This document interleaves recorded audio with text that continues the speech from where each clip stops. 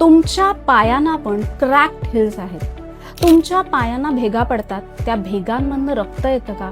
तुमचा पाय म्हणजे तुमच्या पायाला जर आपण हाताने टच केलं तर एकदम रफ वाटतो का? त्याचे पापुद्रे निघतात का?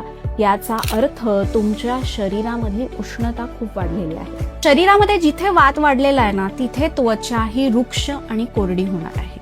त्याच्यासाठी पादाभ्यंग जरी तुम्ही रोज करत असाल आणि ते कमी होत नसेल तर हे 3 सोपे उपाय नक्की करा. आपण घरी लोणी बनवतो, त्या लोण्यानी पायाला मसाज करा.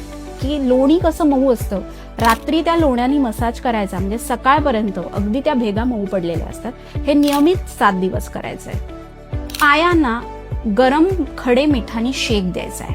तिसरी महत्वाची गोष्ट म्हणजे हळद आणि आपल्या घरी असतं ते खोबरेल तेल असं एकत्र करून पायाला मसाज करायचा आणि काळे सॉक्स घालून झोपून जायचं, की ज्यामुळे जी लोकरीची ऊब असते तिथे ती मिळते सॉक्समुळे, आणि ते तेल असतं खोबरेल तेल आणि हळद हे तिथे ॲब्झॉर्ब केलं जातं आणि त्या भेगा कमी व्हायला आपल्याला मदत होत असते. पण याविषयी अधिक जाणून घ्यायचं असेल तर कमेंट करा हेल्प.